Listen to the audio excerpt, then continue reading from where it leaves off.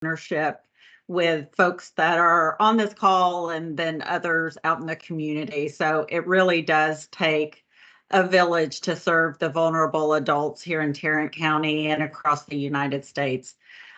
So without further ado, Amanda is going to give us all an overview of the services that Adult Protective Services offers. Take it away, Amanda. All right. Thank you, Lynn. Okay, so I guess I will share my content, correct? Yes, ma'am. Okay.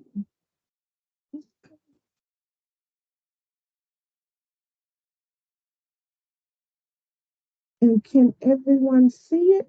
There it is. Perfect. Good All job. right. Yay. I'm not tech savvy, everybody, so. But good afternoon, everyone. Like Lynn said, my name is Amanda Polk, and I am one of the financial exploitation subject matter experts for Adult Protective Services here in the Dallas-Fort Worth district. So it's a pleasure to speak with each of you all today. And I saw a couple of my colleagues on here, Stephanie McCoy, as well as Nisa Muhammad. So please feel free to join in on anything you would like to say as we try to give an overview on APS, what it is we do, as well as it relates to financial exploitation. I know Nathan spoke with you all last month and kind of gave a history and spoke about financial exploitation, but I do want to give the history on APS. We talk about protecting the adults. Our adults are 65 and above, or someone between the ages of 18 to 64, who have a substantial impairment. And what APS do, we alleviate and we investigate allegations of abuse, neglect, and exploitation. And we try to alleviate any necessary or maltreatment. The things as it relates to our vision, we are protecting with purpose, passion, and persistence. So we like to say that we're protecting the unprotected.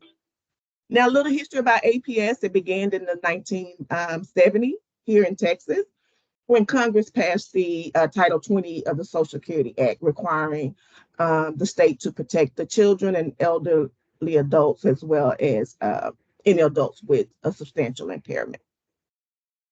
Now, in APS here in Texas, we have what we call districts and regions. So it's 12 regions, but for APS, we call them districts. And right now we have, I believe it's 7. We just went up to. We, of course, have the Dallas-Fort Worth district. Another larger district will be the Houston district, the South district, which is considered the San Antonio area. And then when we go up towards the Panhandle, we look the Northwest District, and then we have Austin District as well as the East District. So we roughly have about, here in Dallas-Fort Worth District, we have about 22 units, and in those units, we can have caseworkers, a number of anywhere from 6 to 7 per caseworker. So when we're fully staffed, we're looking at about anywhere from 120 to 150 caseworkers. So what we talked about, like who's eligible, we go according to our statutory of APS authority, chapter 48. We look at elderly persons here in Texas at 65 and older. I know other states may go 55 or 60, but here in Texas, 65 and older, you're automatically eligible to receive services from APS. And then we have adults that's 18 to 64 who have substantial impairment. And when we're looking at substantial impairments, it's anything that keeps them from being able to perform their activities of daily living. So we do investigate neglect. I'll just kind of run through that. We have 2 types of neglect. You can neglect yourself, which was what we call self-neglect, or then we also have where the caretaker may fail to provide those goods and services. Yes, ma'am? Oh. So as we're looking at financial exploitation, and I forgot to mention on a previous slide that skipped over, we also investigate abuse.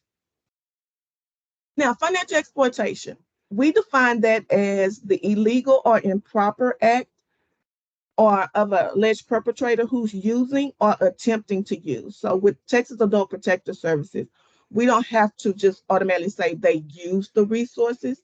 They can attempt to use, and we can find them as exploiting that person.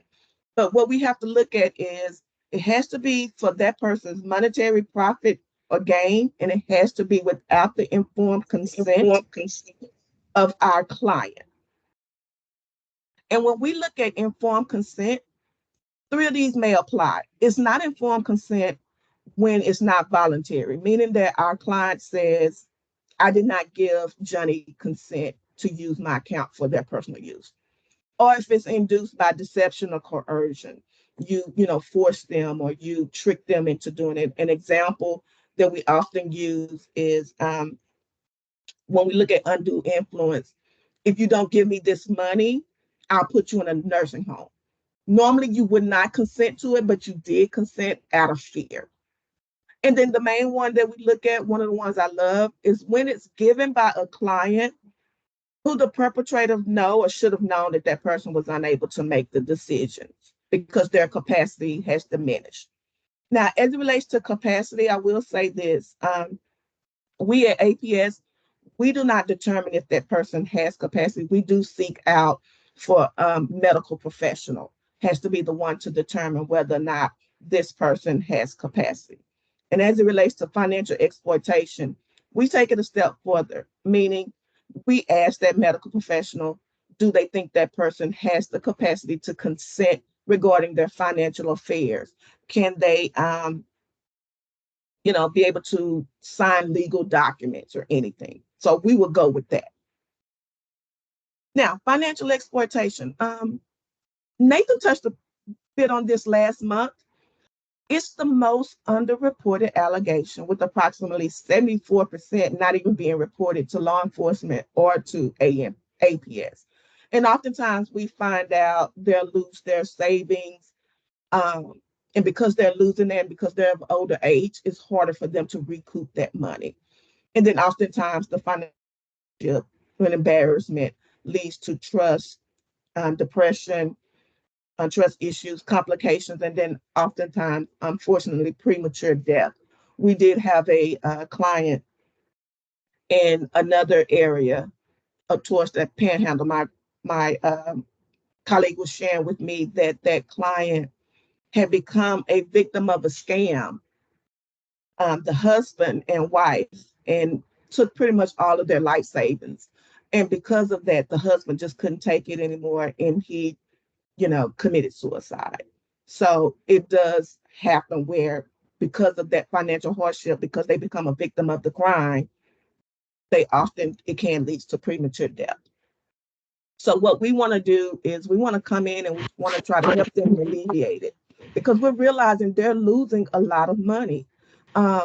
According to the National Council of Aging, it's gone up to 36.5 billion per year as it relates to just financial exploitation here in the United States alone. I can tell you that number is increasing because that report was from about the year 2019. Since then, we years have, we're now in 2024. That number more than likely has increased, and then we're looking at about an average of $48,300 in financial exploitation loss for anyone who's 70 and above. And it's often higher when the perpetrator is a friend or a relative, someone they knew, someone they trust. Oftentimes, many people would think it's someone that's off the street that's taking advantage, but it's a lot of times it's that loved one, that family member. So we often ask why the elderly often victimized. They're typically trusting. They still talk to everyone. They trust everybody. They believe that, this can't happen to me. And these perpetrators know that, so they go after them. Another one is they're likely to protect the perpetrator. They don't want to see Johnny go to jail and Nathan and his team attempt to prosecute them. So they're likely to protect them. And so when they're protecting them, the perpetrator knows this, so they're more than likely to victimize our elderly. But what we do as it relates to APS, we try to collaborate with the community to get that word out saying, hey, if it's not your money, it is a crime. And there are ways that you can alleviate financial exploitation. This was here with some numbers like who are the perpetrators. And like I said, over 58% normally are the family members. And then we also look at financial exploitation as it relates to the fiduciary exploitation. Oftentimes people would think we're just investigating as it relates to just a bank account or just something else, but it's increasing as it relates to our fiduciary because they hold a higher level of responsibility because they're managing the money. This is when we're looking at those rep payees, the power of attorneys, as well as our trustees. They feel like they can use the money, but still the definition is if it's not your money and you're using it for your personal benefit without the informed consent of that client, then it's illegal or it's improper. And so we will look at that as possible financial exploitation because now we're saying there's a fiduciary mismanagement.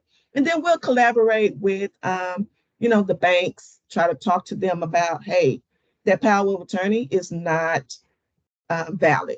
Or we'll talk to like Lynn over at GSI, maybe looking at money management. So some of the possible indicators that we look for when we have a case with financial exploitation, all of a sudden there's a change in their banking account or the banking practice.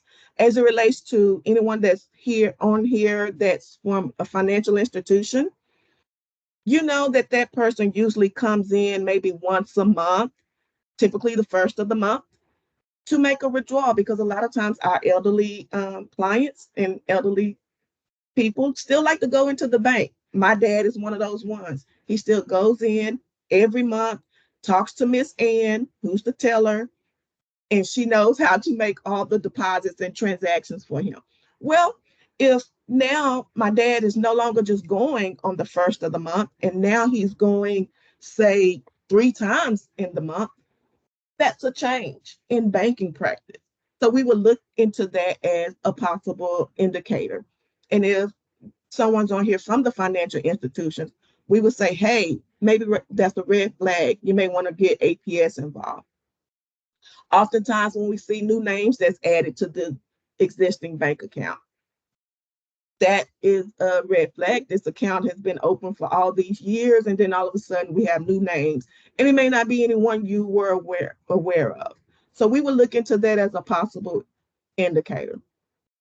One of the things I like to see and talk about all the time are those transactions at the ATM or ATM that's not frequently used by an account holder. Once again, we're dealing with our elderly people in in the and they don't usually go to the ATM. They still like to go into the bank and make withdrawals.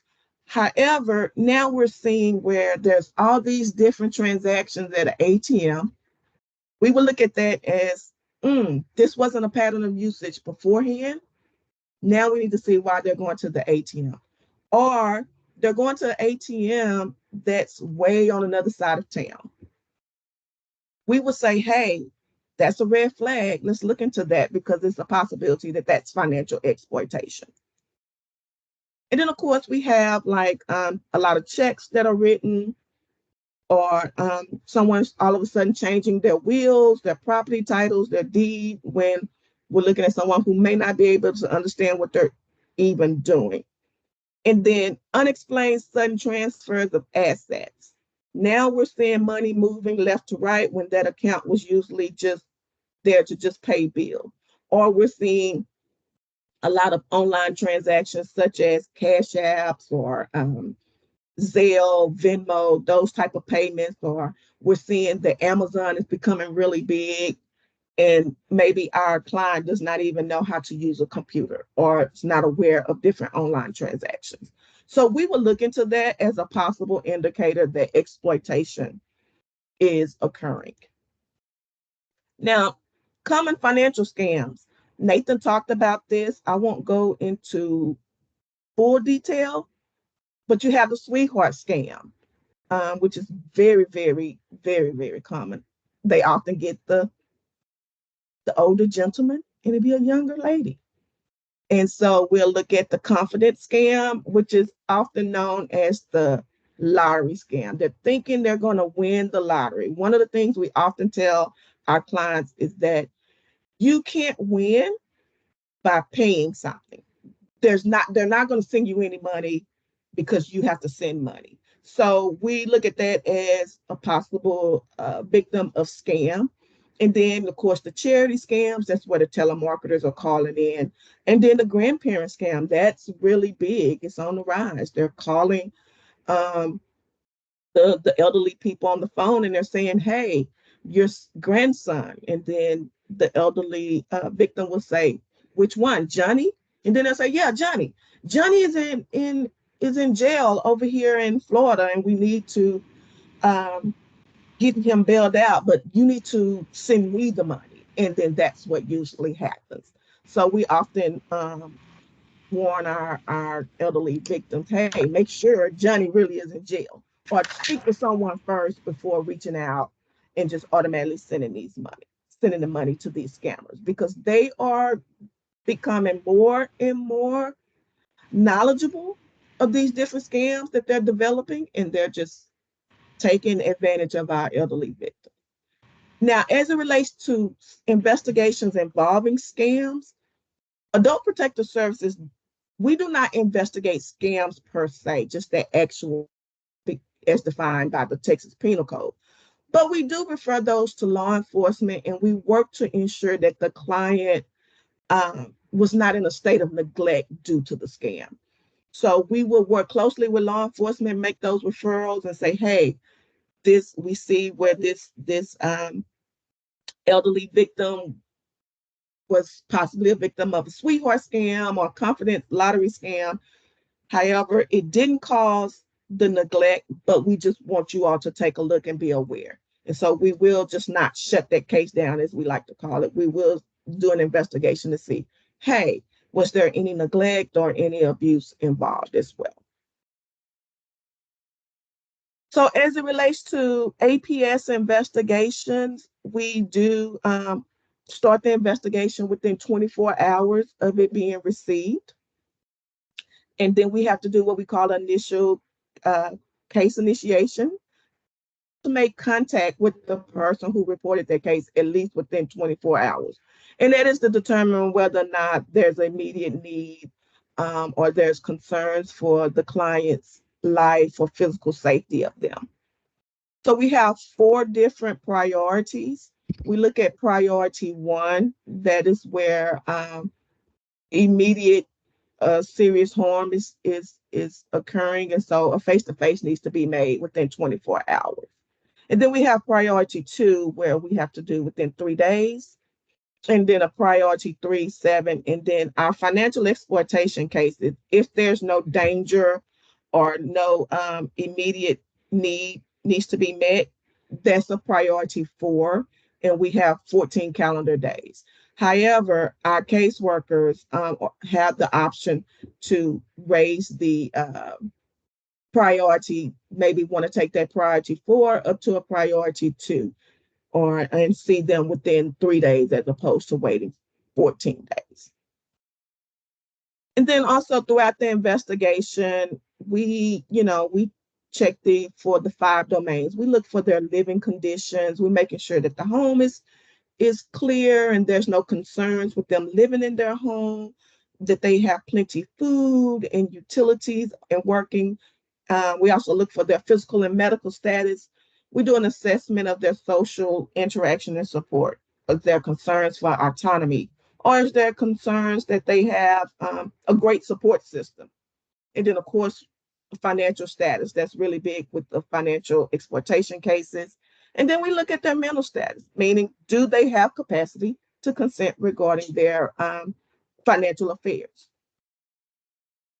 And then once we have started our investigation and been completed, we can have the option to provide different services. One of the things we are often known for, we can provide financial assistance as it relates to rent and maybe utility and mortgage restoration.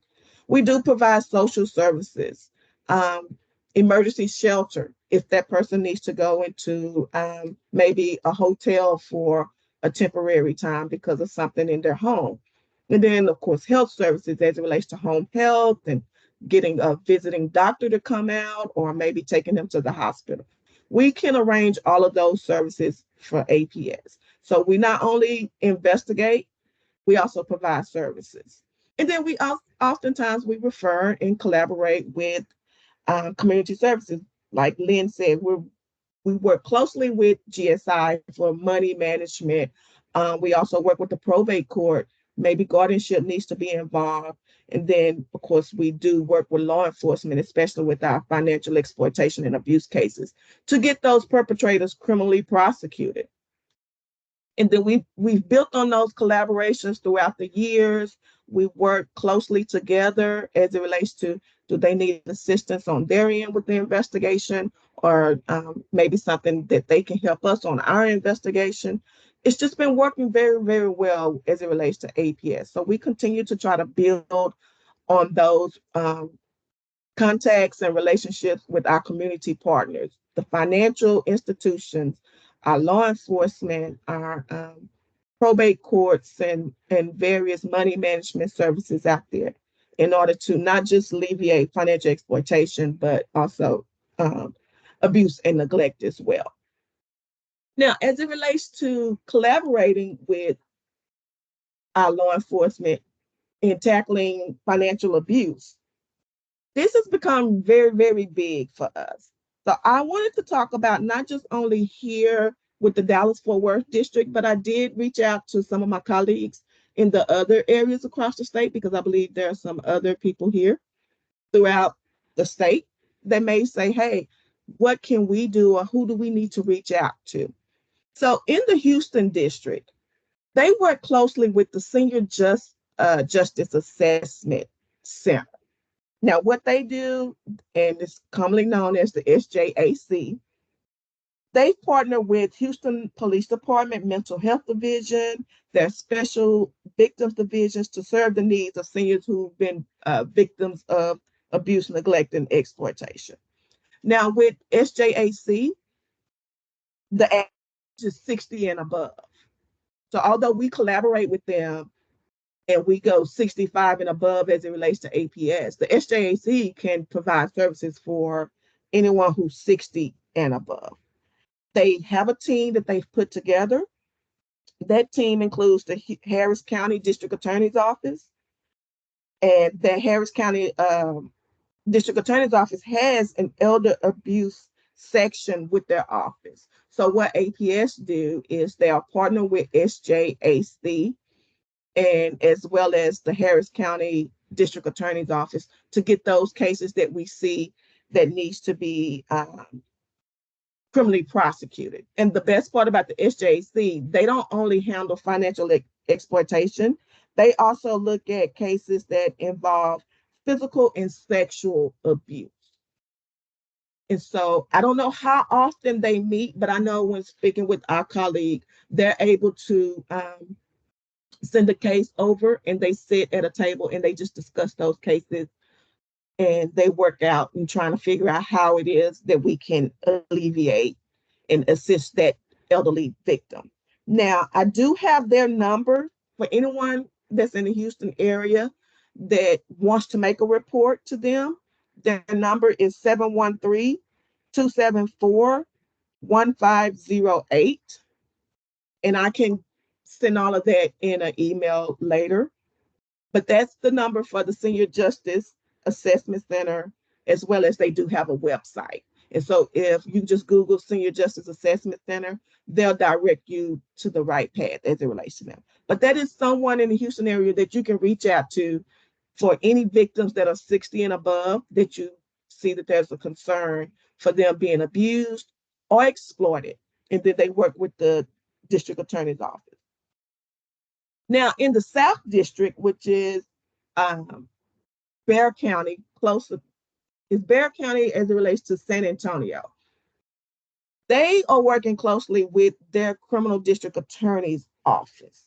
They're still building their fraud division, but it has increased within the last year. And so what they do, they have developed this unit that's dedicated to prosecuting financial crime. So they're working strictly as it relates to financial exploitation against the elderly. And so for them, they didn't provide a phone number, but if you Google Bexar County Criminal District Attorney's Office, they can direct you to the Elder Fraud Unit, is what their um, official title for them. And they are working to uh, criminally prosecute those cases. And so APS has been referring cases over to them, and what they'll do is they'll see those cases, they'll review those cases, and determine if it meets for them to criminally prosecute. And what they'll do is they'll also keep APS alert, say, hey, we're ready to prosecute. This is the case, and then they'll provide the case number and everything. But they're still building, and from what I'm hearing, so far so good. And so we're excited about the South District collaborating with Bexar County Criminal District Attorney's Office. Now, for us here in the Dallas-Fort Worth District, I don't want to brag, but I'm going to brag. We have been collaborating with the Tarrant County District Attorney's Office since 2017 as it relates to their elder abuse unit. And it's, of course, headed by Nathan Martin. I want to thank you and your team for everything that you all do with us. Of course, it was previously before Nathan, it was Lori Vornell. And so their team, what we do is we work closely to get those cases criminally prosecuted. So we're fortunate to collaborate with law enforcement in Tarrant County with referring our cases directly to them. And we say, hey, we see this is financial exploitation. This is what we've done. And we've just like literally put it in a package and hand it over to the Financial Crimes Division of Tarrant County's law enforcement. And what they do is they'll start their investigation. And then once we see that they're ready to send it over to Nathan and his team for criminal prosecution, they hand it over to them. But in the meantime, we're able to have dialogue and contact each other. I saw Dara's on here. We reach out to each other all the time. Hey, I got a case, you got a case, let's work together. And so it's been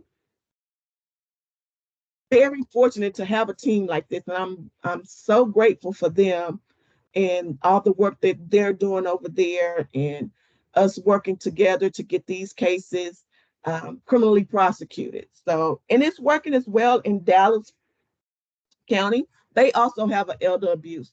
They're able to take on, their DA's office is able to take on neglect as clearly neglect cases, as well as financial exploitation. And we've been working with them for several years as well. It is now headed by Herschel Woods in Dallas County. So I've had the opportunity to meet him a few times and talk about various cases, and our team, same as how we do in Tarrant County. We'll refer cases over and we'll keep that dialogue going about, hey, can we criminally prosecute? And so it's been very, very fortunate to have that going on. And because of that, we've been able to get several cases prosecuted, and we've had some restitution out there that we've been able to get information on. So we're really, really excited about that. So just kind of some statistics as it relates to investigations across the state of Texas. In the fiscal year 2023, we were investigated over 83,000 cases, and we were able to find 49 of those, 49,000 of those had a valid finding, meaning that we was able to confirm that abuse, neglect, or exploitation has occurred. And so as it relates to here, still statewide, I want to touch on financial exploitation. Since it's been on the rise, exploitation is 13,380. I remember, and I've been with Adult Protective Services 16 years. I remember when that number was like 1,500. So 16 years, exploitation has increased. But keep in mind, I still said 74% goes unreported. So you can only imagine how many cases we will actually have. Now, when I was talking about collaborating with Tarrant County, once again, I want to brag on Tarrant County. Thank you, Nathan, and your team. Uh, Together, we win when we tackle financial exploitation. So, because our numbers have increased so much, not only here in Tarrant County, but across the state, we had to develop 3 exploitation units that are federally funded through the legislator because we wanted to just investigate strictly exploitation because exploitation is on the rise. So Houston, San Antonio, and the Tarrant County area have a unit for each area. Caseworkers are strictly working exploitation cases. And that started in 2022. And we're still receiving funding. So we're excited about that. Legislator said in this last session, yes, we'll give more funding because we saw it. And we started collaborating more. And here in Tarrant County, in the last 3 fiscal years, we've referred almost 1,000 cases to our Tarrant County for possible criminal prosecution. By collaborating and working together, we saw a 58% increase in referrals from law enforcement in our financial institutions. We got out there and we started, talking to financial institutions and training law enforcement about financial exploitation because we wanted them to know it's not just a civil issue, it is a crime. If it's not your money, it's a crime. That was a campaign that we was doing. And here in Tarrant County, across those fiscal years combined, we were able to receive a total amount of restitution of over $3 million. So we are very, very excited about that. I know that number is probably increasing. And the other units in the other areas, they're not at this amount yet. Like I said, I want to brag on Tarrant, but they're working on it. They're getting there. And so, but we're excited about what we're doing here, not only here in Dallas Fort Worth, but we're excited about tech in the whole state of Texas as it relates to investigating exploitation and collaborating with everyone. And I just want to say, like, we're here to answer any questions that you all have. We need the community to report because it starts with the community with reporting what you see. So here's ways to report through our hotline or our secure website. It will remain anonymous, but we will ask that you please provide us as much information as possible. And if anybody have any questions, that's the end of my presentation. Nisa or Stephanie, anything you all wanted to add?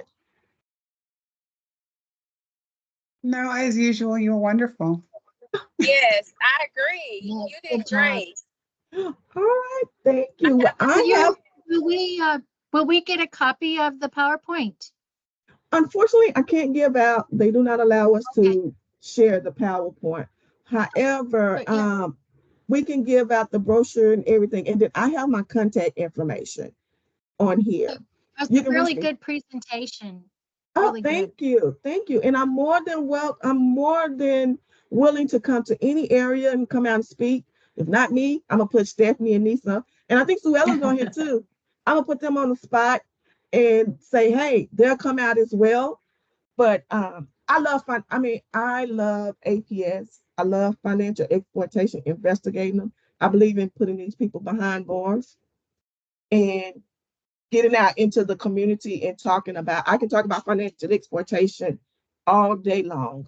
But I do have my information and I'll put it in the chat for any questions that anyone may have. Want to reach out to me, give me a call, email me. I'm always available. And I thank y'all. Thank you so much, Amanda. That was very informative and staggering, of course. The work that you guys do is just so impressive. Does anyone else have any thoughts, questions? Is there something that we as a group, the coalition, can do to help APS other than pass out brochures? Dana, can you report? hear me? Dana, can you hear me? This is Elva Roy. Yes, go ahead, Elva.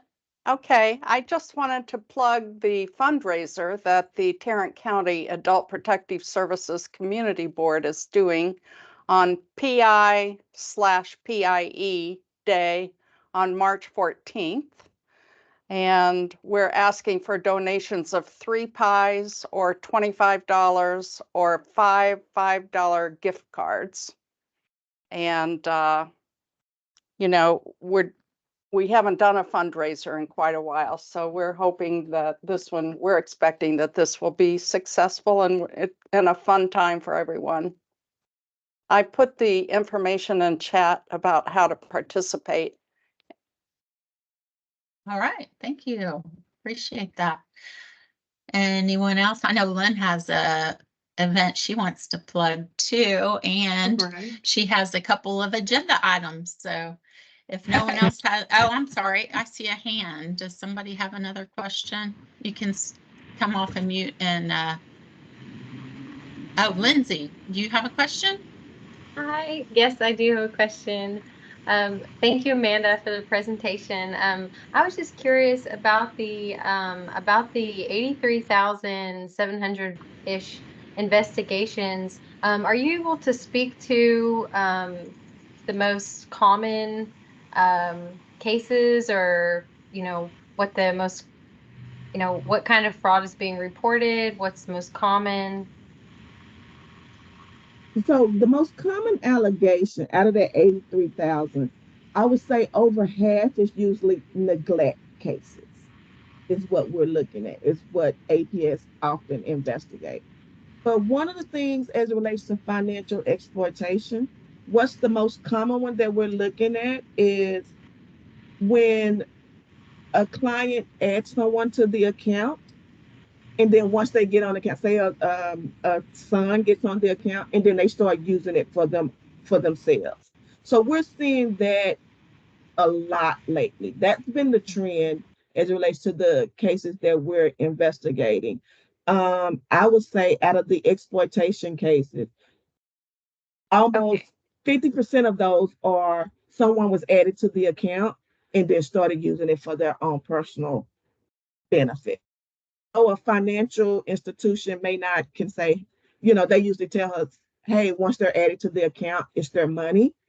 But we're still able to investigate because it may not be legal, but it's improper. Okay. And that falls under the 13,000 figure that you shared that makes up. Okay. Yes, ma'am. Mm-hmm. Okay. And then I understand you aren't able to share the deck, but some of the talking points that you spoke to just regarding the revenue that was recovered and things like that.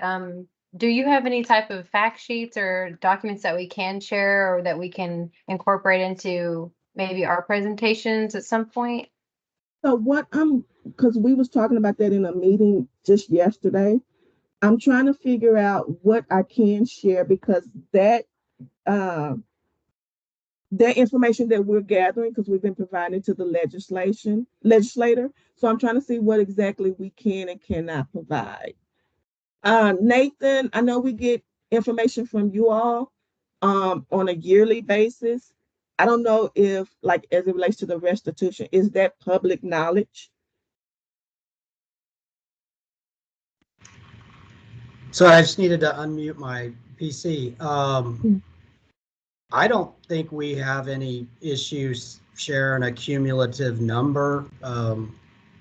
I don't see any issue with that. I mean, we're not attributing it to a specific person or something like that. But yeah, just on an aggregated basis, I don't think there's any issue there. Now, I will tell you that's a limited look because the DA's office is prosecuting lots of financial crimes. So what you get out of my unit is not going to be a comprehensive number. But yeah, we don't have an issue sharing that. Awesome. This is Stephanie.